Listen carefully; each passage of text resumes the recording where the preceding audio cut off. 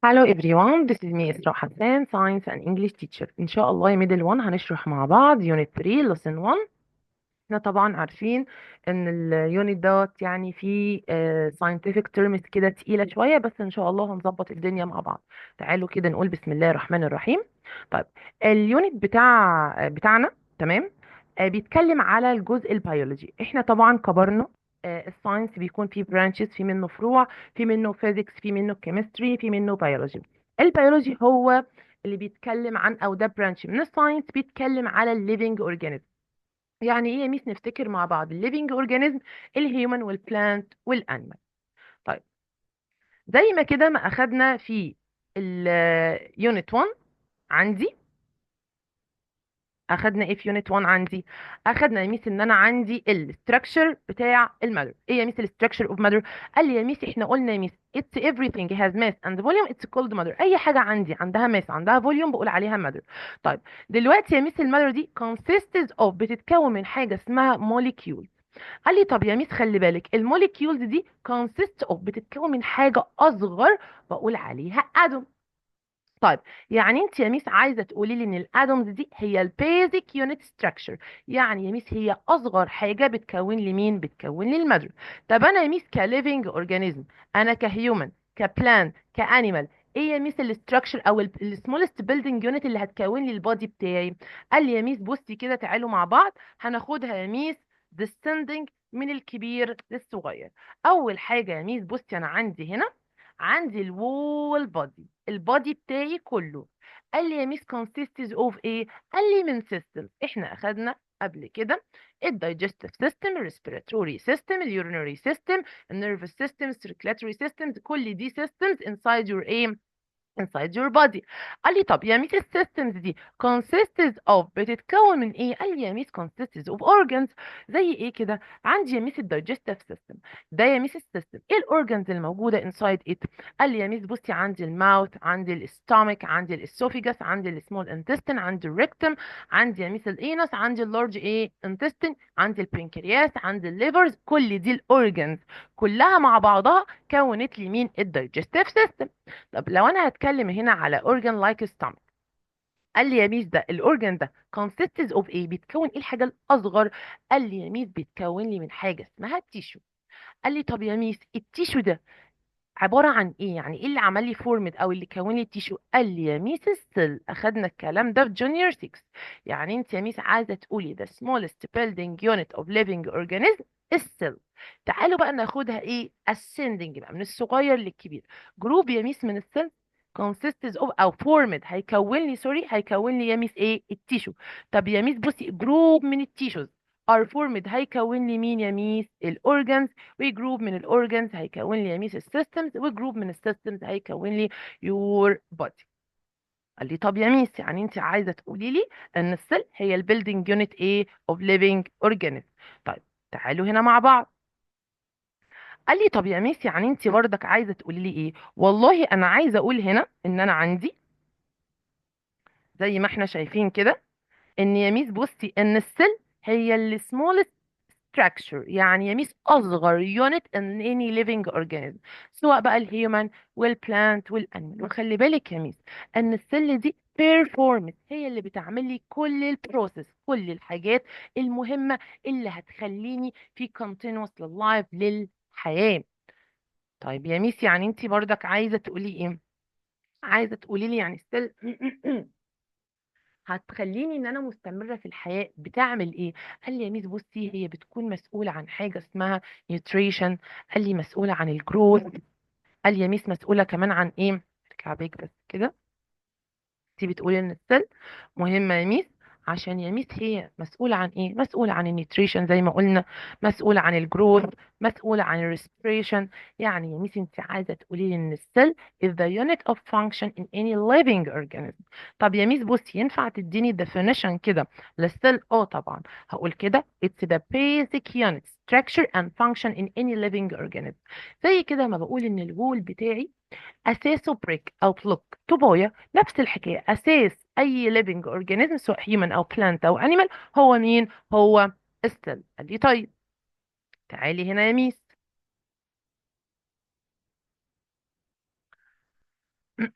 قال لي طيب خلي بالك يا ميس، انت هنا بتقولي لي ايه؟ انا هقول هنا حاجه مهمه قوي. بيقول لي هنا ان يا ميس any living organism او كل living organism يا ميس are similar in the cell، يعني متشابهين، ان هم كلهم بيتكونوا من ايه؟ من similar in ايه؟ سيل، يعني بيتكونوا من سيل، اساسهم سيل. بس يا ميس خلي بالك، احنا هنعمل حاجه اسمها كلاسيفيكيشن. يعني ايه ميس كلاسيفيكيشن؟ دلوقتي انا عندي حاجه الماس قدامي، حاجه الارابيك، حاجه السوشيال، حاجه الساينس، كل الدنيا متلخبطه. لا انا يا ميس هعمل حاجه اسمها كلاسيفيكيشن، هعمل ارينجمنت، هرتب حاجه الماس مع بعضها، حاجه الساينس مع بعضها، حاجه الانجليش مع بعضها. فبعمل حاجه اسمها كلاسيفيكيشن. يعني ايه ميس كلاسيفيكيشن؟ يعني بعمل arrangement، برتب الليفينج اورجانيزم into groups. حط كده الليفينج اورجانيزم في ايه؟ في جروبس. ليه يا ميس؟ والله بشوف السيميلاريتيز، الحاجات اللي هم متشابهين فيها، والديفرنس، الحاجات اللي هم مختلفين فيها. الديفينيشن ده بقول عليه كلاسيفيكيشن. طب يا ميس انت بتعملي كده ليه؟ بتعملي arrangement، بترتبيهم ليه؟ بصوا كده، to facilitate their study، عشان اسهل يا ميس ايه؟ دراستهم، او يبقى سهل بالنسبه لي او للساينتست ان هم يدرسوا السيميلاريتيز والديفرنس بين ايه؟ بين them. طيب عندي اصلا برانش في الساينس اسمه تاكسونومي. تاكسونومي ده يا ميس ان انت بتعملي كلاسيفيكيشن او بتقسمي للليفنج اورجانيزم into groups based on their similarities and difference. طيب عندي كمان هنا هيجي لي الكويتشن يا اما واتس meant باي، يا اما هيجي لي scientific term. يعني ايه مس واتس meant باي؟ يعني يقول لي هنا ايه مقصود بالكلاسيفيكيشن. يقول لي the arrangement of living organisms into groups based on their similarities and difference. كنا زمان بيجي لي، هو بيجيب لي scientific term وانا اكتب جنبه الورد. لا دلوقتي بقى بيجيب لي الورد وانا اعمل الديفينيشن بتاعي. اوكي. طيب تعالوا نشوف اللي بعديه. قال لي طب يا ميس بقى تعالي بقى هنا في الجزء ده ونركز مع بعض. انت هتعملي كلاسيفيكيشن او هتقسمي للليفنج اورجانيزم according to ايه؟ على حسب ايه؟ قال لي والله بصي يا ميس كده ركزي معايا، انا هعمل لهم كلاسيفيكيشن او divided into على حسب، والله يا ميس بصي، النمبر اوف cells. number 2 according to their structure of nucleus. واحده واحده، يعني ايه يا ميس الكلام ده؟ تعالوا كده مع بعض. طيب دلوقتي يا ميس احنا هنعمل classification للليفينج اورجانيزم according to their numbers of cells. يعني ايه؟ يعني والله يا ميس لو الليفينج اورجانيزم اللي قدامي ده ميس consists of one cell، هقول عليه ايه يا ميس؟ هقول عليه unicellular. طب يا ميس لو more than one cell، لو اكتر من سيل، ينفع تقولي عليه unicellular؟ لا، هقول عليه، هقول عليه multicellular. طب الاستراكشر التاني هنشوف يا ميس، يعني او الديفيجن التاني اللي انا قسمته according to it على حسب ايه يا ميس؟ على حسب الاستراكشر اوف نيوكليس. يعني النيوكليس دي احنا خدناها في جونيور 6. ادي يا ميس كانت عندي السيل، وعندي يا ميس هنا نيوكليس. النيوكليس دي هي الماستر اوف ايه؟ الماستر اوف سيل. يعني هي المايستر اوف سيل، هي بتعمل لي كنترول، اللي بتتحكم لي في كل حاجه بتحصل في السيل. فعشان كده يا ميس انا قسمت الليفنج اورجانيزم على حسب تركيبه النيوكليس دي هتكون عامله ازاي. قال لي خلي بالك يا ميس برضك معلومه كده، ان النيوكليس دي يا ميس مسؤوله عن السيل ديفيجن. يعني ايه السيل ديفيجن؟ ان السيل يحصل لها ديفيجن، تتقسم. قال لي طب انت بتقسيهم على يعني النيمز بتاعتهم ايه؟ قال لي بروكاريوتيك وايوكاريوتيك، وهنعرف كل الكلام ده بالتفصيل. طب تعالي يا ميس الاول كده نتكلم على the number of cells. النمبر بتاع السيلز قلنا يا ميس لو living organism consists of one cell هقول عليه unicellular، لو many cells هقول عليه ايه؟ multicellular. قال لي طيب تعالوا كده معايا.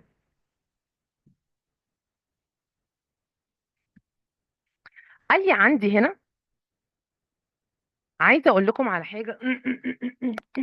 ان انا خليني بس اعمل وارجع للفيديو ده تاني.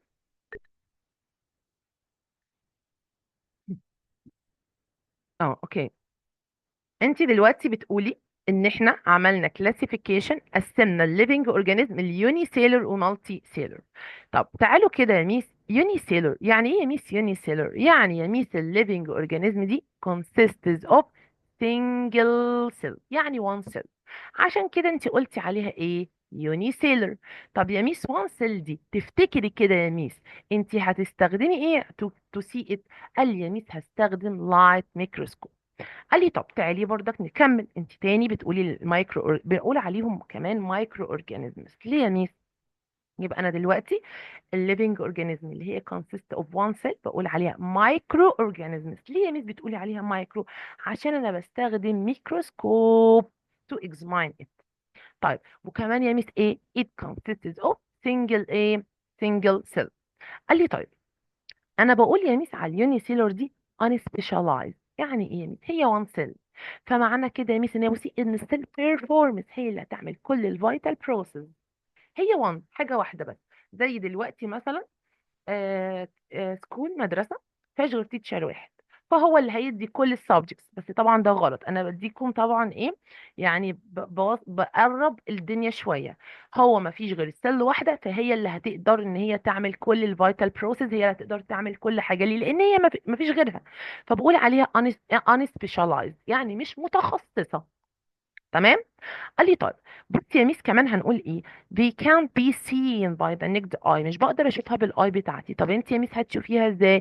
we can observe them under a light microscope. عشان كده يا ميس انت قلتي عليهم ايه microscopic organisms.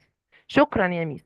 اديني كده examples على الليفينج اورجانيزم اللي هي consist of one cell، اللي هي يا ميس بتتكون من سيل واحده. قال لي عندي يست فانجس، عندي بكتيريا، عندي بروتوزوا زي الاميبا والباراميسيوم. طب تعالوا بقى نرجع للفيديو بتاعنا. ادي المايكرو اورجانيزمز. تمام. ادي هنا عندي. اوكي. اه. طيب تعالوا هنا قبل ما نرجع برضك للفيديو. عندي هنا قيمة ايه؟ انا عندي هنا بيوريني بقى المايكرو اورجانيزم اللي انتي قلتي عليها، اللي هي ميس consist of one cell. تمام. هنشوفها under the microscope، الشيب بتاعها under the microscope والدايجرام، او انا بعملها او بعمل لها درو بايدي ازاي. ده كده مش شكل البكتيريا under the microscope. لكن بصي كده ده الدايجرام اللي انا بعمله بالهاند بتاعتي.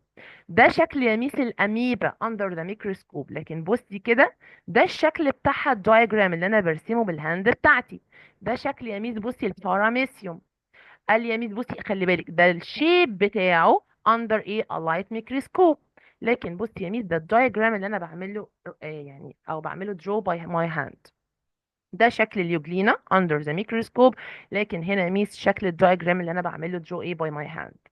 تمام. كل دول يا ميس انا بقول عليهم يوني سيلور. خلي بالنا شايفين دي كده كلها دي سيل واحده، فبقول عليها يوني سيلور. وخلي بالكم السيل واحده الواحده دي اللي احنا قلنا عليها بتعمل كل البروسيس، كل الفيتال بروسيس، وبقول عليها unspecialized مش متخصصة. طيب تعالوا بقى هنا مع بعض. قال لي طيب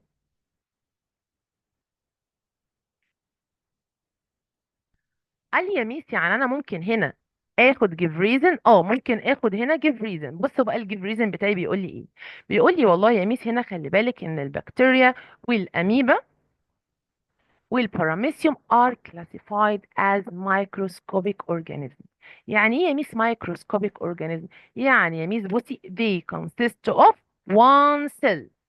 عشان كده يا ميس انا بقول عليهم ايه microscopic. بصوا كده الانسر بتاعتي هقول because they are unicellular organisms that can be seen by the naked eye. مش بقدر اشوفهم بالاي بتاعتي but can be observed، اقدر ان انا اشوفهم under a light microscope. عشان كده انا بقول عليهم microscopic organisms. طيب تعالوا هنا.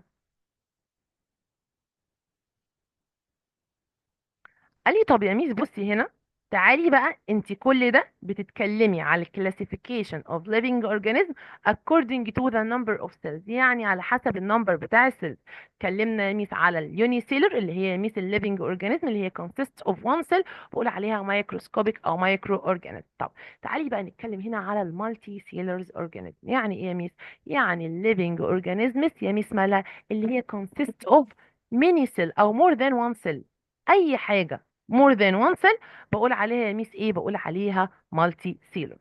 because I consist of many cells أو my body consists of many ايه cells. طب تعالي بقى يا ميس بصي بقى واحدة واحدة، الحتة دي حلوة قوي.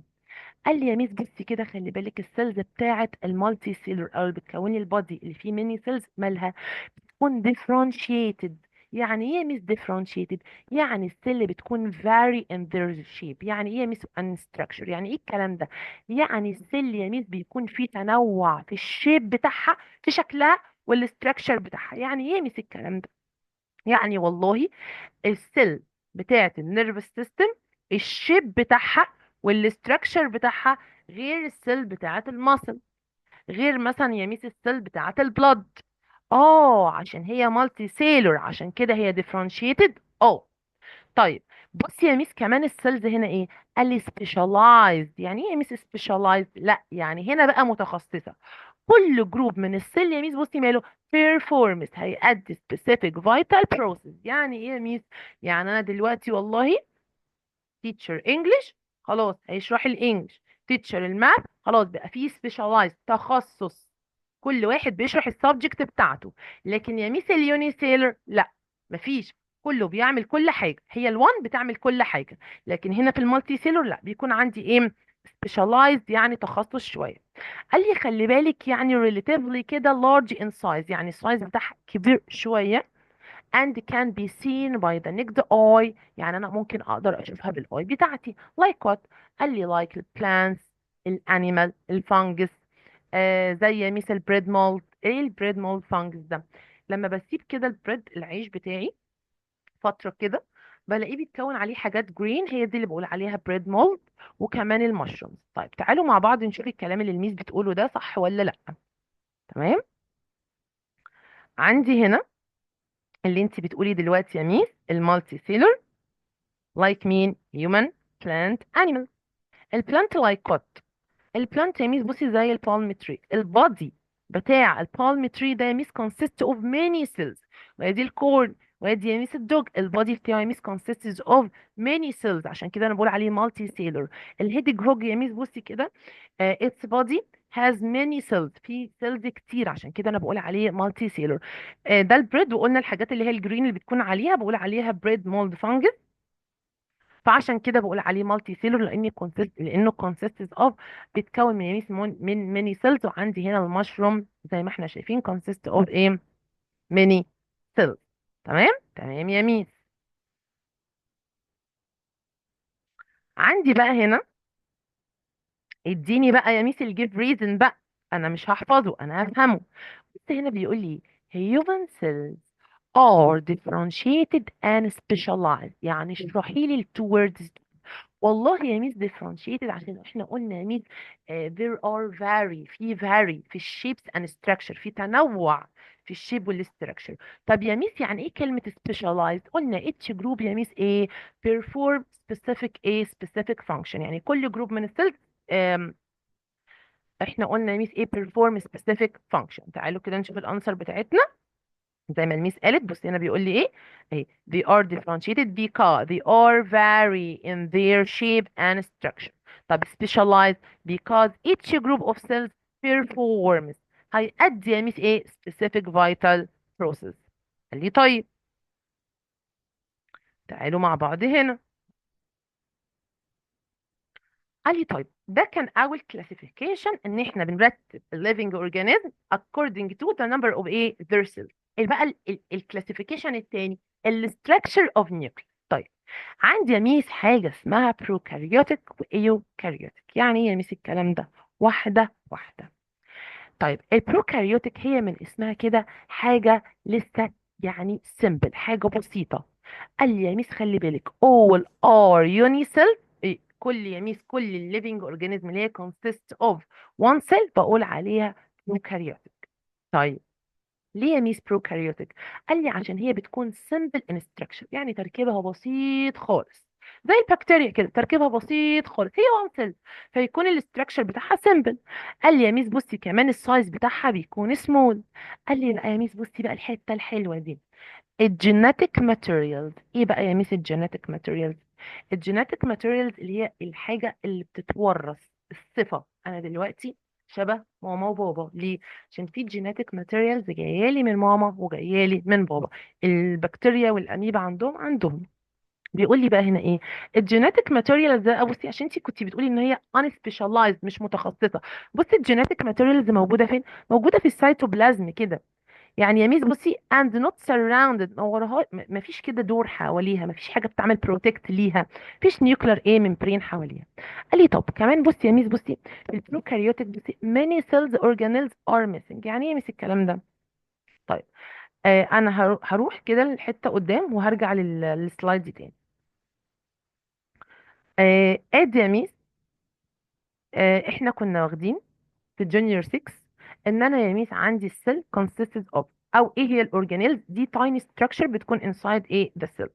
اخدنا يا ميس دي كده السيل بتاعه الانيمال سيل. كان عندي هنا يا ميس بلازما ممبرين او تمام، وعندي هنا نيوكليس، وادي النيوكلير ممبرين، وادي النيوكليس جواها يا ميس، وعندي هنا ده الاندوبلازميك ريتيكولم، وعندي هنا جيولوجي، وعندي الميتوكوندريا، وعندي السافاكيولز، وعندي رايبوسومز، وعندي السيتوبلازم. دي الاورجانيلز اللي موجوده في الانيمال سيل.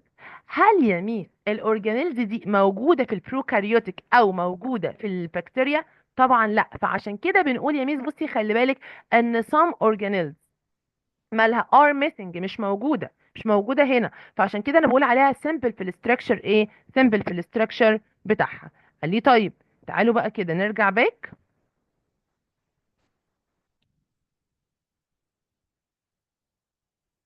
للجزء اللي انا كنت فيه.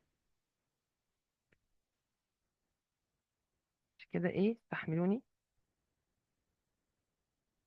انا عايزه ارجع باك كمان. طيب تعالوا بقى هنا نرجع للي انت كنت بتقوليه. انت كنت بتقولي يا ميس ان احنا الاستراكشر according to ايه يا ميس؟ على حسب الايه، على حسب او انت سوري بتعملي classification according to ايه the structure of nucleus. البروكاريوتيك زي ما قلنا all are unicellular، كلها unicellular simple in structure، بتكون small in size، بتكون الجينيتك materials in the cell is found in cytoplasm، موجودة في السيتوبلازم and not surrounded. يعني يا ميس مش حواليها nuclear membrane، وزي ما قلنا many cell organelles are missing. تعالي بقى الايوكاريوتيك بقى، لا دي في منها يوني سيلر وفي منها مالتي سيلر. البادي بتاعها بيكون مور كومبلكس، يعني يا ميس معقد شويه. ليه؟ عشان فيها ميني اورجانيلز، فيها اورجانيلز كتيره. هنا بقى بيقول لي بص يا ميس هنا الجيناتيك ماتيريالز، احنا قلنا الماده الوراثيه مالها يا ميس؟ لا بقى دي موجوده جوه النيوكليس وسراوندد باي نيوكلير ميمبرين، دي حواليها نيوكلير ميمبرين. يعني يا ميس بنقول عليها ترو نيوكليس حقيقيه بقى، وهنعرف ليه دلوقتي. قال لي ده انت يا ميس بصي حاطه الجيناتيك ماتيريالز انسايد نيوكليس وفصلاها، عامله لها separating it from ايه cytoplasm. وقلنا يا ميس الايوكاريوتيك يعني ميني او هنقول هنا خلي بالنا، هنقول هنا they contain many cells organelles. طيب تعالوا بقى عندي هنا.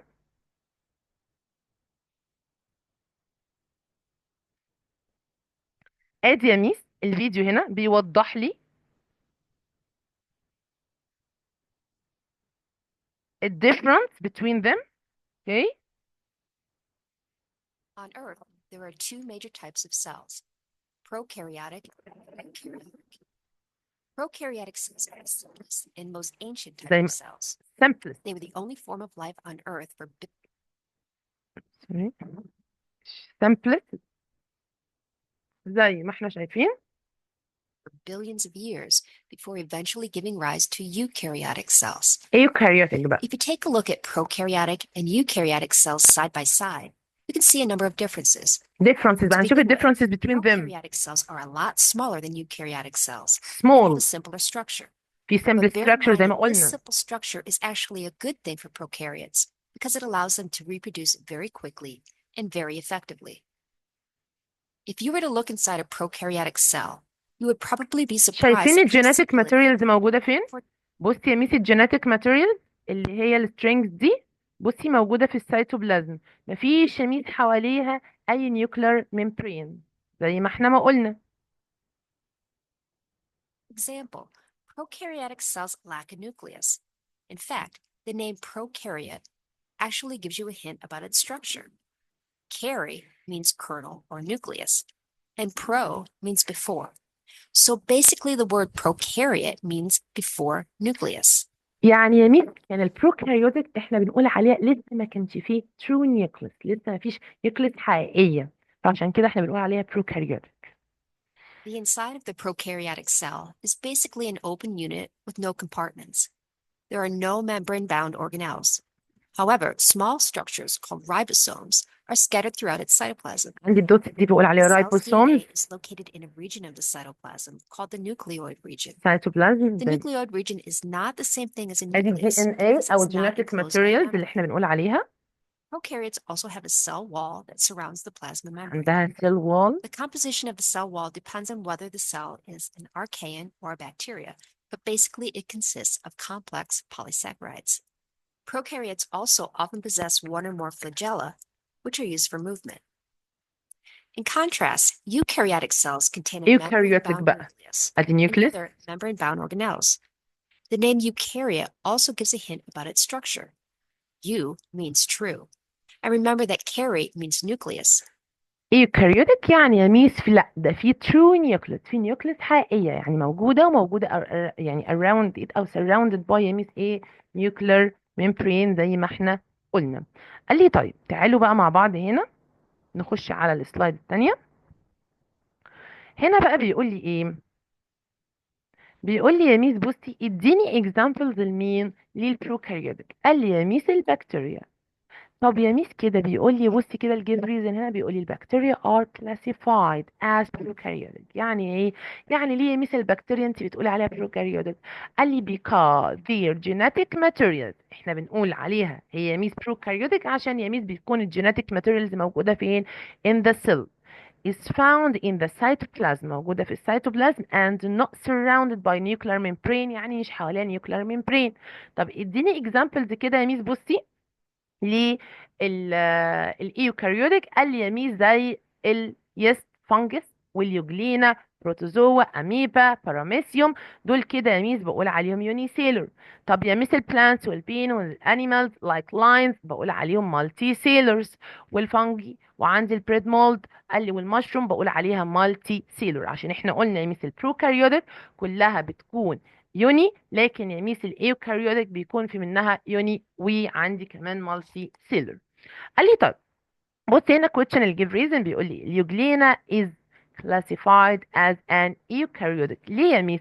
قال لي والله because their genetic materials لا the genetic materials in the cell is surrounded by the nuclear membrane. دي حواليها nuclear membrane separating it from cytoplasm. دي مفصولة يا ميس خالص عن السيتوبلازم، عشان كده انا بقول عليها ايه true nucleus. قال لي طيب شكرا يا ميس.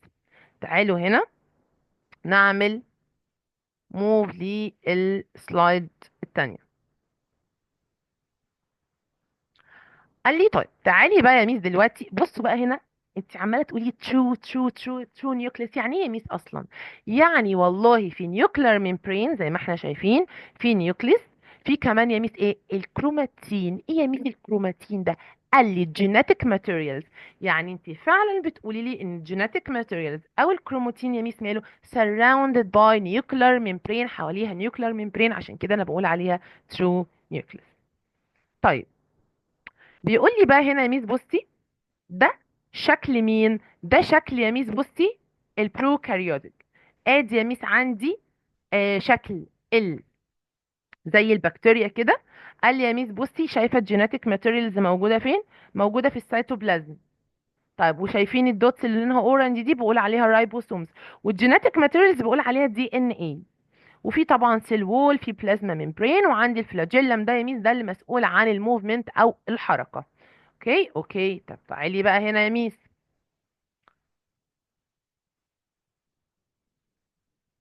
قال لي بقى بصي بقى يا ميس تعالي كده نعمل ريفيجن او ريفرشمنت عن الانيمال سيل والبلانت سيل، نعمل comparison between them.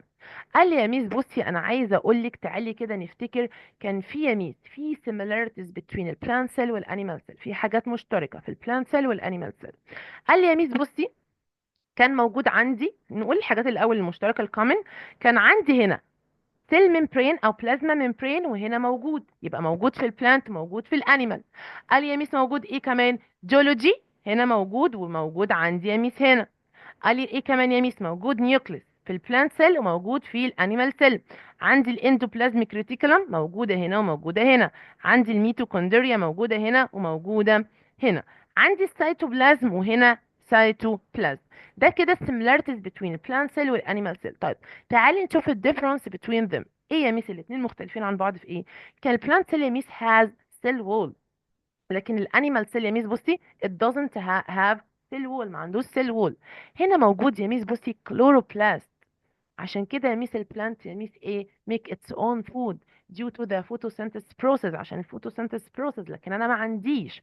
في هنا يا ميس بصي sap vacuole large sap vacuole في كتيره، لكن هنا يا ميس بصي في small sap vacuole. تمام. دي الاورجانيلز اللي موجوده في البلانت سيل والانيمال سيل. هنعمل دلوقتي comparison تانية ما بين الثري بقى. قالوا بقى هنا نشوف. عندي بقى هنا ادي يا ميس الايوكاريوتيك وهنا البروكاريوتيك. هنا بيعمل لي ايه يا ميس؟ هو عايز يعمل لي نفس القصه، عايز يعمل لي كومباريزن. بص يا ميس شايفه الجينيتيك ماتيريالز موجوده في السيتوبلازم في البروكاريوتيك، لكن هنا ميس موستي هي يعني surrounded by ايه؟ surrounded by nuclear membrane، وبقول عليها genetic materials او بقول عليها كروماتين. قال لي طيب تعالوا نشوف. Living things are made of cells. Most cells are so tiny that you cannot see them without a microscope. In this lesson, I'm going to show you the different parts or organelles of both animal and plant cells. هنشوف الاورجانيلز Let's الموجوده start في with the الانيمال animal سيل cell. والبلانت سيل زي ما احنا قلنا. Almost every animal cell has a nucleus. The job or function of the nucleus is to control the other parts of the cell. The nucleus is a lot like your brain. Just as your brain sends messages to the various parts of your body, the nucleus sends messages to the other parts of the cell. The لان purpose طبعا of هنا vacuoles is to store nutrients, such as vacuoles sugars. بس هنا موجوده في Cells. الانيمال سمول. Vacuoles also store water and wastes. Cells need to break down the sugar that the vacuoles محتاجه ميتوكوندريا. Breaking down the sugar is the job of the mitochondria. When the mitochondria breaks down the sugar, energy is released. This energy helps the cell carry out all its functions. Each animal cell is surrounded by a طيب تعالوا كده مع بعض. cell membrane. The cell membrane is like fluid called cytoplasm.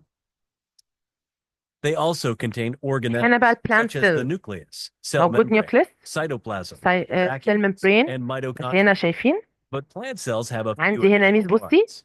large One cell of these vacuole. is a cell wall. A cell wall is the plant its deep shape.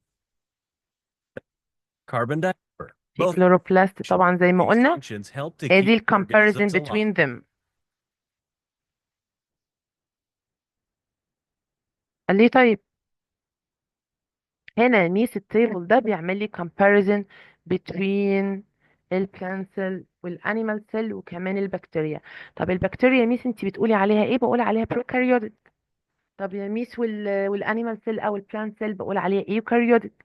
قال لي عشان انت قلتي البروكاريوتيك consisted of one cell، لكن يعني كل اليوني سيلور او خلينا نقول ان كل اليوني سيلور بقول عليها بروكاريوتيك، لكن يا ميس المالتي سيلور بقول عليها ايوكاريوتيك.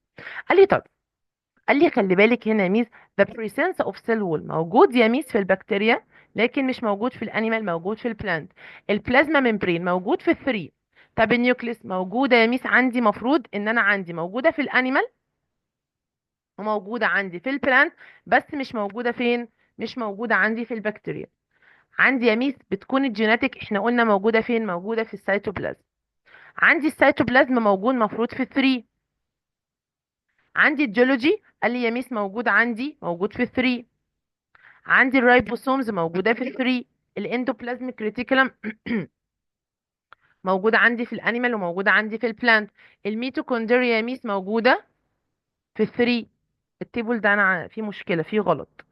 السنتروسوم يا ميس موجود في الانيمال بس مش موجود في البلانت ولا موجود في البكتيريا. والكلوروبلاست مش موجودة، مفروض عندي موجودة في البلانت بس مش موجودة في الانيمال ولا موجودة في البكتيريا. عندي الفاكيولز يا ميس موجودة عندي في الانيمال والبلانت سيل.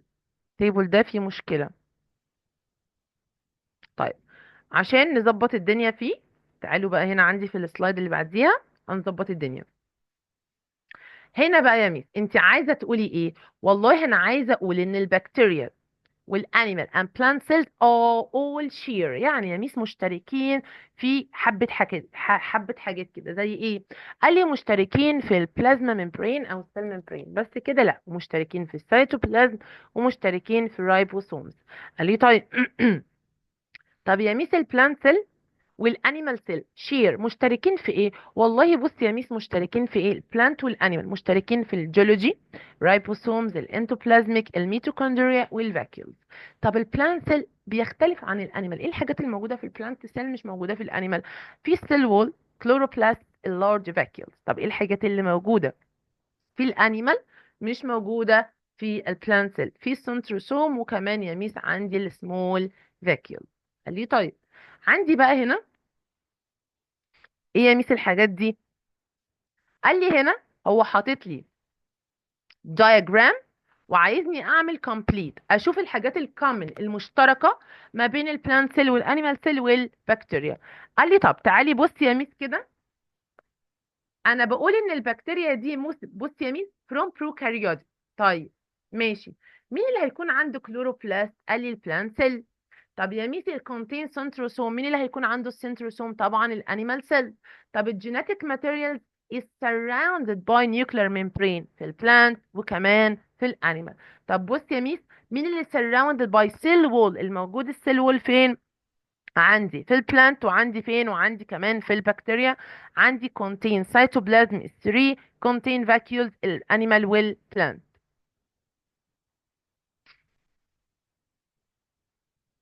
قال لي طيب تعالوا بعد كده،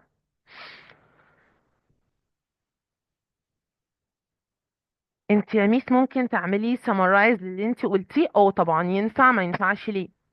انت يا ميس تاني بتقسمي living organism according to the structure of nucleus prokaryotic و eukaryotic. قال لي يا ميس البروكاريوتيك all of them are unicellular like مين؟ like البكتيريا. لكن الايوكاريوتيك بتكون في منها unicellular زي مين؟ زي الاميبا. وعندي المالتي سيلور يا ميس لايك مين؟ زي الفانجي وزي البلانت وزي مين؟ وزي الانيمالز. عندي طبعا يوني سيلور الاميبا والبراميسيوم، وعندي الفانجي زي البريد مولد، وعندي البلانت والمشرومز، عندي البلانت اي بلانت بقى، وعندي الانيمالز لاينز اي حاجه بقى من دي. تمام، تاني نقولهم هنا عشان هم اكتملوا كلهم. اليونيسيلر زي الاميبا، باراميسيون، يوجلينا، يست، فانجس، كل دول بقول عليهم يونيسيلر وتبع الايه الايوكاريوتيك. المالتي سيلر عرفنا الفانجل، بلانت، والانيمال. البروكاريوتيك هي البكتيريا بس، لكن الاميبا يونيسيلر بس هي ميس ايه؟ لا دي كده ايوكاريوتيك. قال لي طيب تعالوا بقى مع بعض هنا. هو هنا بيعمل لي اناليسيس، او يعني بيقول لي خلي بالك ان البكتيريا يونيسيلور ودي belongs to تبع البروكاريوتيك، لكن البريد مولدز والفانجس دي مالتي سيلور وتبع الايوكاريوتيك. قال لي طب خلي بالك برضك ان في similarities between البكتيريا والاميبا. السيميلاريتيز ان البكتيريا والاميبا يونيسيلور، لكن البكتيريا بتكون بروكاريوتيك لكن الاميبا ايه؟ ايوكاريوتيك. قال لي طيب تعالي نشوف السيميلاريتيز between والديفرنس between اليست فانجز والمشرومز. قال لي both of them الاثنين يميز تبع الايوكاريوتيك. قال لي اليست يميز دوت انا بقول عليه يونيسيلور، لكن المشروم يميز ايه؟ مالتي سيلور. قال لي طيب قبل ما ادخل على ستيم سيل انا عايزه اوريكم فيديو، بعد كده نرجع للستيم سيل. زي ما احنا شايفين الكلاي ده، البودري ده يا ميس بيقدر يعمل من الكلاي ميني شيبس او اشكال كتيره جدا جدا جدا زي ما احنا شايفين. تمام. قال لي يا ميس انا عندي في البودي بتاعي حاجه اسمها ستيم سيل. ايه يا ميس الستيم سيل دي؟ الستيم سيل دي يا ميس تعالوا كده مع بعض، بتكون دي سيل. ماشي، هو هنا عمل لي، خليني ارجع باك.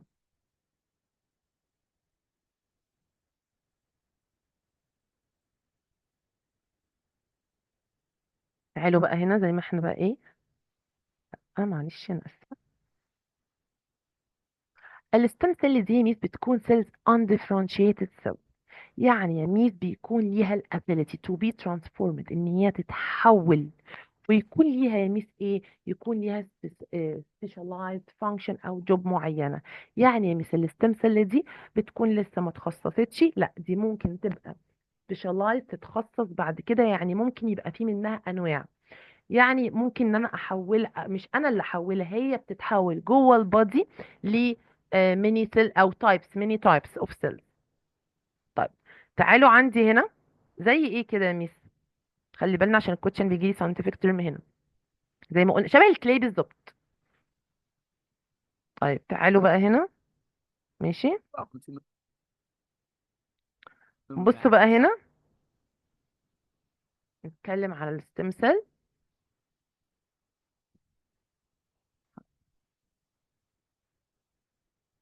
قال لي يا ميس الستم سيل دي يا ميس بيحصل لها ترانسفورميشن جوه الهيومن، سوري، جوه البادي بتاع الهيومن. تمام. قال لي الستم سيل دي ميس بيكون عندها ميني بروبرتيز، يعني خواص حلوه قوي. بتعمل ايه؟ قال لي بيكون عندها الابيليتي تو رينيو themselves، بتجدد نفسها عن طريق الديفيجن. قال لي طيب وكمان يا ميس بروديوس مور ستيم سيل، بتطلع سيلز كتيره. قال لي كمان يا ميس ان هي بيكون عندها الابيليتي تو ديفرنشيت، ان هي تخصص نفسها وتبقى موجوده في البادي، وهي موجوده في البادي ايه، موجوده في البادي بتاع الهيومن. قال لي طيب خلي بالك بقى يا ميس الفانكشن بتاع السيل دي بيعتمد على الاستراكشر بتاعها. يعني ايه يا ميس؟ قال لي يعني مثلا عندي الكومبوزيشن على يعني تكوينها للماسكولار فروم لونج ماسل، زي عشان هي بتكون فايبرز، فبتقدر ان هي تتحول ل ماسل سيل عشان تقدر تساعده في الريلاكسيشن والكونتراكشن. يعني انت عايزه تقولي لي ايه برضك يعني من الجزء ده؟ عايزه اقول لك والله ان هي الستم سيل دي شكلها، بصوا بقى لما بيحصل لها ترانسفورمد بتتحول لاكتر من تايبس اوف سيل. ممكن تتحول لماسل سيل، شايفين شكلها اتغير ازاي؟ ممكن تتحول لليفر سيل، انتستايل سيلز زي ما احنا شايفين، ممكن لنيرف سيل، شايفين اتحولت ازاي؟ ليها القدره الابيليتي ان هي تعمل رينيو تو ذيم سيلز لنفسها، وكمان ان هي تعمل ترانسفورميشن تتحول لسبيشاليزد سيلز زي ما احنا شايفين. قال لي طيب ايه بقى اهميتها؟ قال لي والله هي بتساعد الباحثين ان هم increase understanding، يعني يفهموا اكتر عن الديزيز اوكير، ازاي المرض بيحصل اصلا. وكمان بتساعدنا كمان ان احنا نفهم لو دي healthy ولا diseased cell، يعني السيل دي بتكون healthy صحية او فيها مشكلة ولا تمام. قال لي كمان يا ميس بتعمل لي generate healthy cells، بتطلع لي generate healthy cell to replace، عشان تحل محل الانفكتد ايه cells اللي هي يعني حصل فيها مشكله باي ديزيز. كمان ان احنا بنعمل تيست نيو دراجز، يعني بنجرب كل الدراجز الادويه الجديده بيفور يوز ان احنا نستخدمها. قال لي كمان يا ميس ان هي طبعا ستيم سيل دي، طب انت هتجربيها فين؟ قال لي طبعا بتكون موجوده في اللاب، في المعامل. وطبعا تريت ذم، يعني بنبتدي ان احنا نديهم التستد اي دراج. قال لي طب ميس خلي بالك الساينتست او الساينتفك اكسبيرمنتس قالت لي خلي بالك ان الستيم سيل دي ساعدت في حاجات كتيره، زي ايه؟ زي البون نارو فيلر، يعني في كده مشكله بتحصل في، انا مش عايزه اترجمها بالعربي، بس عايزه اقول ان بيبقى في مشكله في ريد بلاد سيلز، فدي اسمها الديزيز ده اسمه بونارو فيلر. الهارت اند فاسكولار ديزيز، مشاكل في الهارت. الدايابيتس اللي هو طبعا اخدناه في جونيور 6، اللي بيكون فيه يعني الليفل بتاع الشوجر مش بيكون يعني منتظم في في البودي بتاع الهيومن. وكمان في البيرنز، دي اكدت كفاءتها في كل ده. طب بيقول لي هنا كان prokaryotic from stem cell، ينفع اقول ان البروكاريوتيك هي stem cell؟ قال لي يا ميس لا. هتقولي لا ليه او اه ليه؟ هي لا. ليه يا ميس؟ عشان البروكاريوتيك دي يا ميس بصي consist of one ايه سيل، هي سيل واحده وان سبيشاليزد، وهي اللي بتعمل performance كل الفيتال بروسيس. فالستم سيل دي بتكون بصي undifferentiated cells، يعني لازم اكتر من سيل عشان يكون ليها الابيليتي to be transformed، ان هي تتحول و differentiated and specialized cells. زي ايه يعني يا ميس؟ انت عايزه تقولي ان الستم سيلز ديت موجوده فين؟ موجوده في الايو كاريوت.